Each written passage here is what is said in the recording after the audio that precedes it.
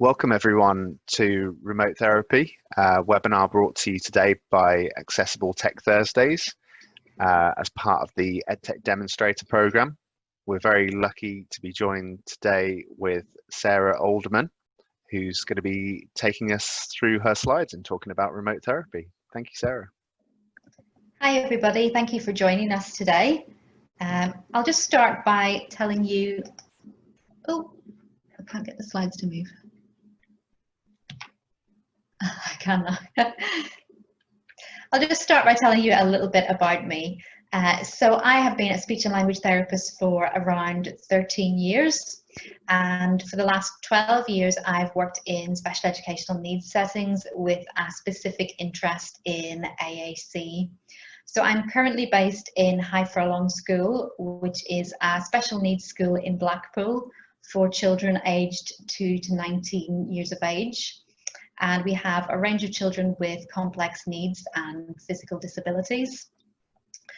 So much of what we talk about today, I hope, will be relevant to all therapists in all different settings, but some of it may be more relevant if you work within a school setting or have an interest in AAC, but hopefully we can apply most of the ideas and tools from today to all types of therapy.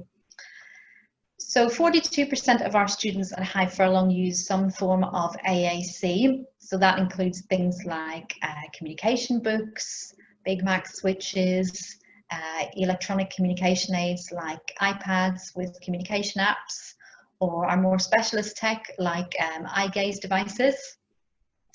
And thankfully, during the school closure, I managed to oversee the majority of my caseload using remote therapy, which is what we're going to be talking about today.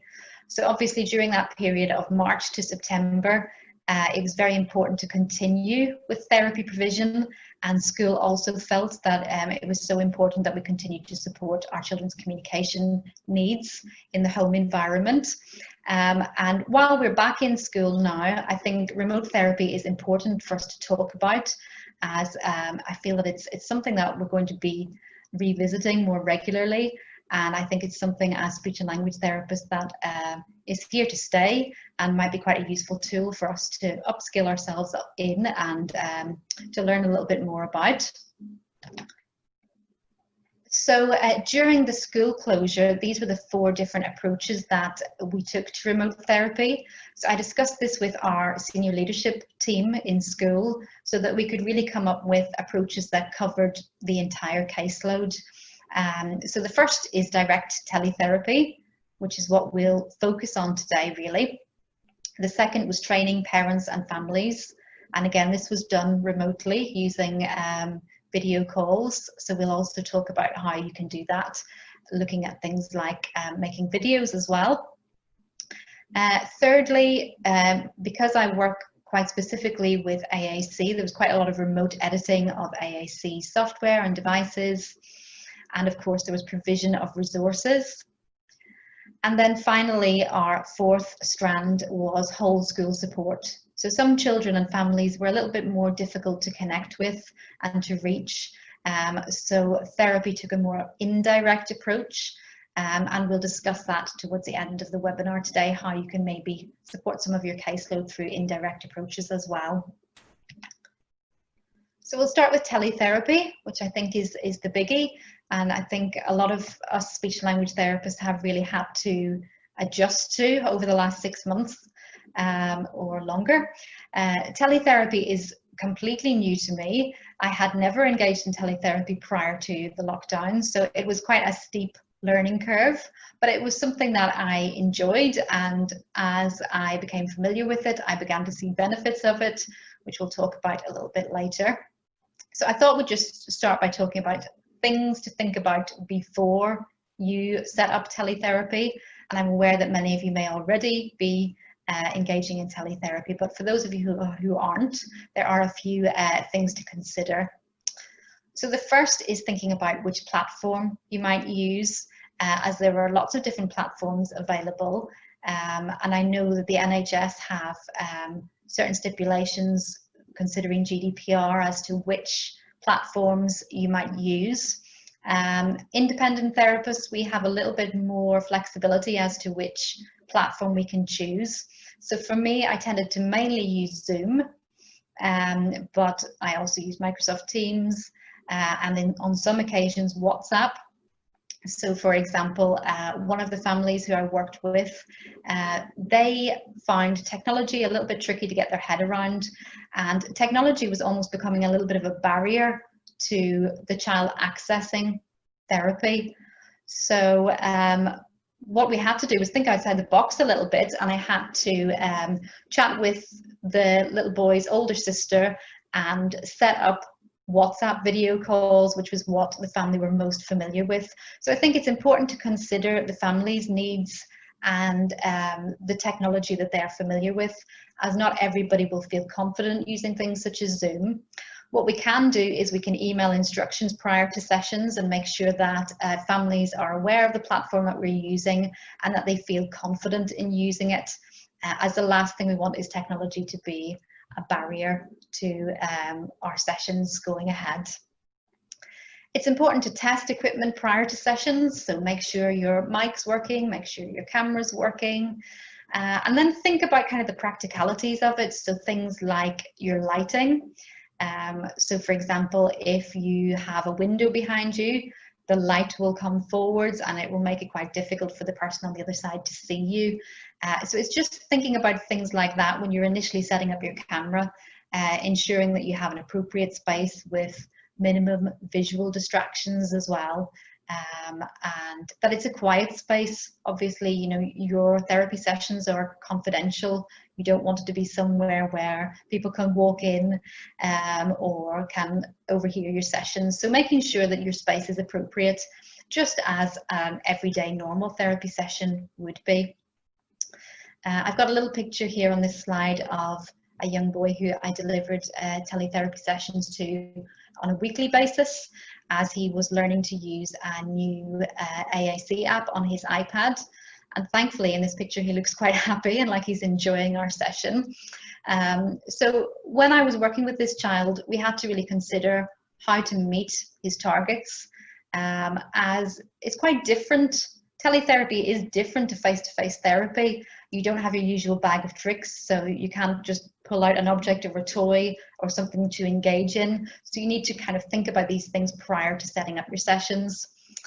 So this young boy loved Mr. Tumble, so we would try to integrate things like if he did a little bit of work for me, he could watch a little Mr. Tumble video on YouTube. We integrated things like Mr. Potato Head apps, so he could use his AAC app for choosing parts for Mr. Potato Head. So it's just thinking about adapting your therapy to meet the child's needs and to make it interesting and motivational as well. The thing that I found interesting about teletherapy, and probably most beneficial, was that often it was a case of me sitting back and allowing the parents or family to facilitate the session. So it might be that I would suggest something, or I would ask the parents to do something, and then I would sit back and let them do that and maybe make comments or suggestions. So it felt really like the family were very involved in the therapy sessions, perhaps more so than they would be during our typical therapy sessions. Being a school-based therapist, I don't always have the luxury of having sessions with parents. Often we'll meet them to discuss targets, we'll meet in quite formal settings, but actually that idea of the parent being really actively involved in the session, I think was really effective. Again, consider screen sharing different content to make your sessions more interesting, thinking about things that might be motivational for the child that you're working with. If you haven't used screen sharing before, I would suggest maybe practicing that beforehand. So for example, I had never used screen sharing before, and my husband very kindly went through it with me, and he went upstairs with his mobile phone and I shared my screen so that I felt confident prior to doing it in sessions. And I think that's important. It's important that we build our own confidence, as using technology to deliver therapy is new to us. So building those skills and that confidence is really important. I just thought I would share with you some of my favorite teletherapy resources and things that I used during sessions to make them interesting and motivational. So things like iPad apps, obviously we all have a bank of iPad apps that we use frequently in therapy, and thankfully we can still use those through screen sharing if you're using your iPad during your teletherapy sessions. Some of my favorite apps were things like Mr. Tomato. You can see a little screenshot of him here. He's a little bit like Mr. Potato Head. You can choose lots of parts for him. And in terms of AAC, it was great for commenting. The children could comment, "That's funny, I don't like that." So we could really try and integrate our therapy targets into the games that we played. Again, some apps that we used were My Home, which is about designing your bedroom. So I had one young girl who, during lockdown, mum decided to redecorate her bedroom, and we decided to do a bit of a trial run with the My Home app. So she chose colours and she commented on things that she liked and didn't like using her AAC app, and that was a lovely little session and quite a nice little app to use. Barbie fashion is probably my favourite. I don't know if the kids like it as much as I do, but the idea is that you choose outfits for Barbie. You can comment on those as well. So yes, just integrating everyday apps to make it a little bit more fun and motivational. Talking Mats, there is a Talking Mats app, but I personally have used traditional Talking Mats during therapy sessions. So using an old car mat with some symbols. And I find Talking Mats has been really useful to talk about feelings around the current climate. Some of our kids are quite anxious and concerned, and Talking Mats is a great way to talk about things that are different, how the child feels about things that are happening. So it might be useful to use a phone or an iPad if you're using Talking Mats, as you can kind of hover it above the mat so the child can see it. Or you can, of course, use the iPad app, which I think has a monthly subscription fee, and it's quite a nice app. Simplify is another therapy app which is also available on your PC, and it was designed by some speech and language therapists specifically for using in teletherapy. The great thing about the Simplify app is that it's a two-way app, so the family can also log in and they can then interact with the same materials that you're using. So Simplify uses widget symbols, so you can make lots of different activities, things like colourful semantics. I used it for sound therapy, working on articulation. So I think you can get a month's free trial of Simplify, and it's definitely worth downloading that and giving it a little go. And then after that, it's a monthly subscription fee, but it's certainly a useful tool for teletherapy. YouTube, as I mentioned earlier, I find it was quite a nice way to break up therapy sessions. I think when you are staring at a computer screen for a period of time, it can be tiring for both yourself and the child you're working with. So it's important to build in breaks. So I would often encourage a child to maybe choose a YouTube video after we've done one activity. Of course, you can use traditional books and stories, things that you would normally use. Just to quickly mention, if you do work with children who use AAC, Boardmaker online have some core word books, which are really useful, as you can then pull them up on the computer screen. You can also email them to parents. They have carryover activities that you can email to parents as well, so that really ties in with what you've done in your therapy session. So I'd really recommend looking at that if you work with children who use AAC. Look to Read as well is a lovely package from Smartbox. There's a little screenshot in the bottom corner. So the idea is you're working on literacy skills, but the child is also working on communication, as you can pull up little communication boards to comment and discuss the book that you're looking through. And that's eye gaze accessible, switch accessible, mouse accessible, so it's quite a nice little program. Again, it's worth maybe having a phone call with a parent prior to a teletherapy session to see what motivational toys the child has available to them, to discuss what the child likes to play with, what they like to do at home, and to try and integrate that into your therapy session where possible. It's worth mentioning the RCSLT guidelines around teletherapy. They have produced some really quite comprehensive documents, which I find really useful. So they have tips on all aspects of teletherapy, and these quite nice colourful infographics which summarize things. So, for example, there are tips on preparing your sessions, conducting assessments over video therapy, and then ideas around delivering your sessions as well. So the link at the top, if you click on that, it's definitely worth checking out the guidelines from the RCSLT, which have recently been updated. I thought I'd briefly talk about assessment, as I think this was one of the things that initially had me scratching my head as to how you would conduct an assessment over a video therapy session.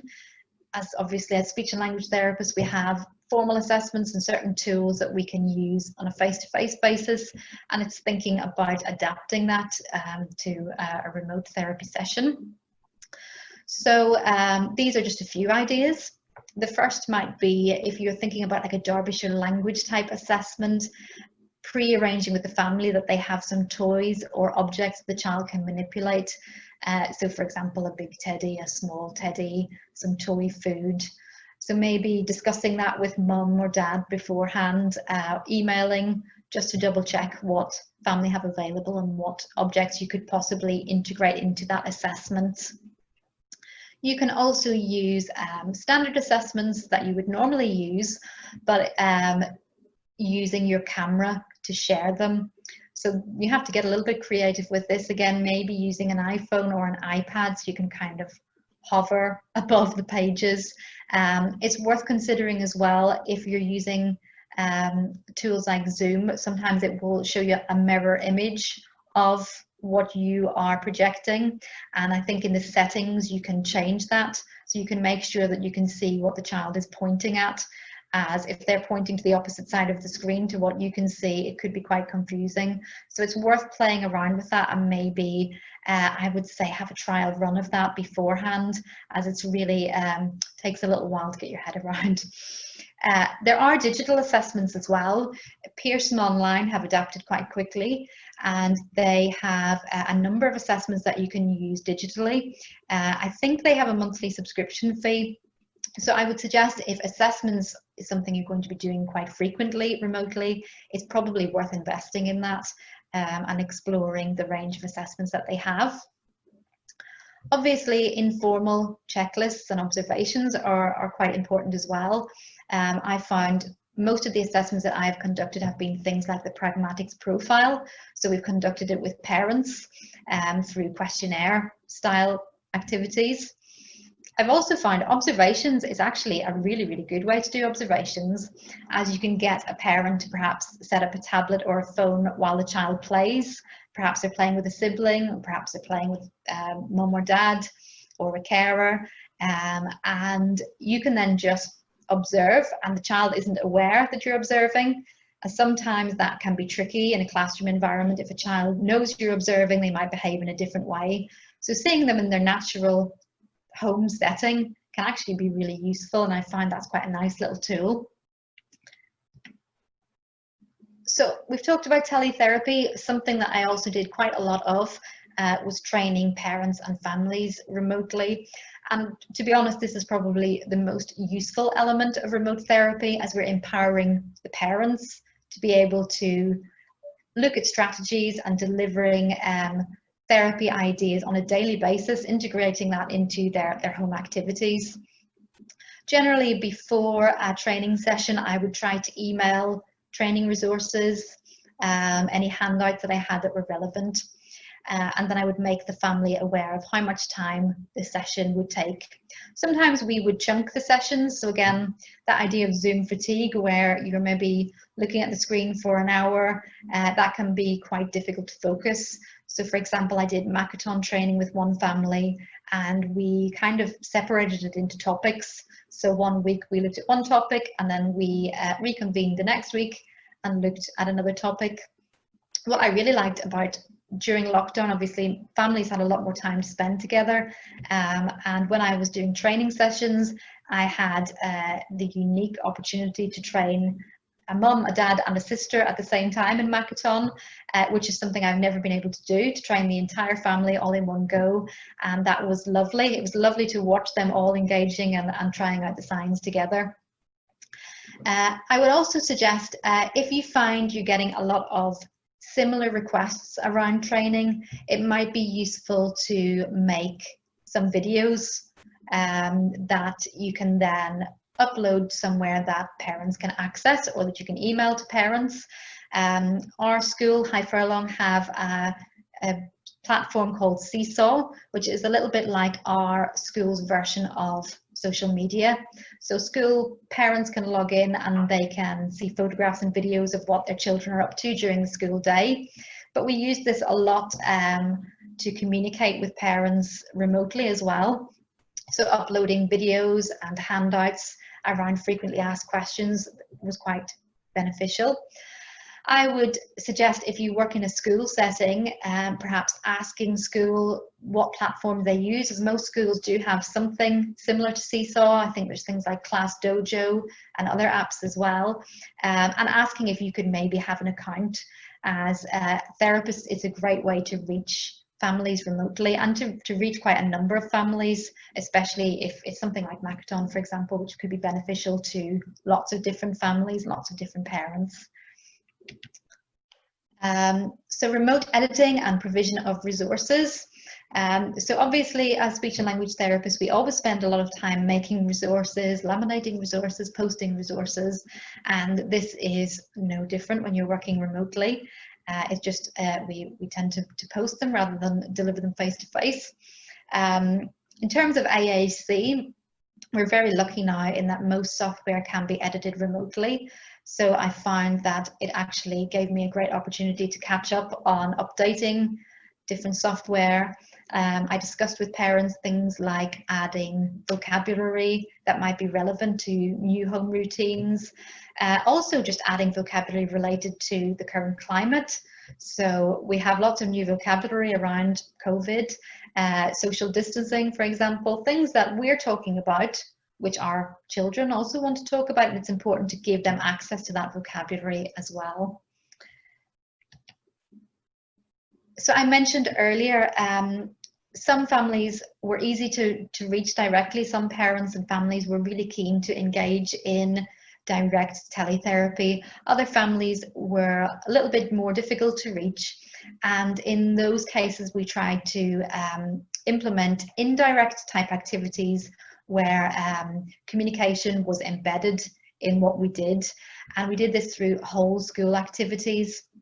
One thing that we did during lockdown, which again could be continued if you work in a clinic, for example, it's something that you could offer remotely, was a loan bank of equipment. So we loaned our therapy games and materials, and we ensured that they were wiped clean. So obviously we have lovely Switch toys that are teddy bears, but they're quite fluffy and furry, and they're hard to wash after a session. So we ensured that we had wiped clean resources. One of our fabulous TAs came up with the idea of making sensory sacks for our younger children in school, and then we decided it would be nice to tie in communication with this type of activity. And again, this is something you can do remotely by provision of resources. So I made communication boards to go in with the sensory sacks, and then what our TA did, she uploaded videos of herself using one of the sensory activities. So let's say it was playing with shaving foam, and then she would model using the communication board on the video. So she uploaded one of these videos weekly, and it was a great way to target, again, lots of parents, lots of families looking at communication-based strategies.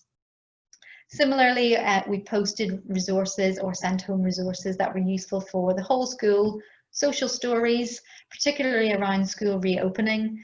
So we had pictures of staff in PPE so that the children weren't nervous or anxious when they saw staff wearing all of this unusual PPE, the masks, the visors and the gloves and aprons. We also sent home things like visual timetables to ensure consistency of resources that are used in school, that they were also carried over at home. So I just thought I would discuss some of the advantages and disadvantages to remote therapy. And thankfully, I did find that there are quite a number of advantages. So NHS England have conducted a number of studies around remote therapy and remote working in general. As we know, our GPs, our consultants are all also working remotely as well. And 65% of people felt more informed, which I think is quite good. It's quite a good statistic, but I'm sure we could get that higher. Personally, I felt that my relationships with parents and families improved through remote therapy. As I said earlier, families were much more involved in the sessions, and I felt that we kind of got to know each other quite well through our remote sessions, even things like laughing about technological hitches, things like that, you know, just helped us to build a little bit of a bond. But yes, generally I think parents and families felt more on board with our targets and more empowered in using strategies and ideas at home. There's also quite a high level of evidence underpinning the effectiveness of teletherapy. So this is something I've looked into some of the research papers, and it's surprising actually how many there are. We have a link on one of the final slides, which shows a bit of a systematic review of some of those research papers. One of the suggestions as to why remote therapy is so successful is because carryover is considered easier for the child, because they're in their natural environment, and therapy is part of their natural everyday routine. So often when we see a child in a clinic setting or a school setting, it can almost be quite artificial, and it's very much this half an hour is therapy. But if it's built into their everyday home life, it's actually much more natural, and you can see why carryover may be easier, and the child might generalize what they've learned in that session more easily.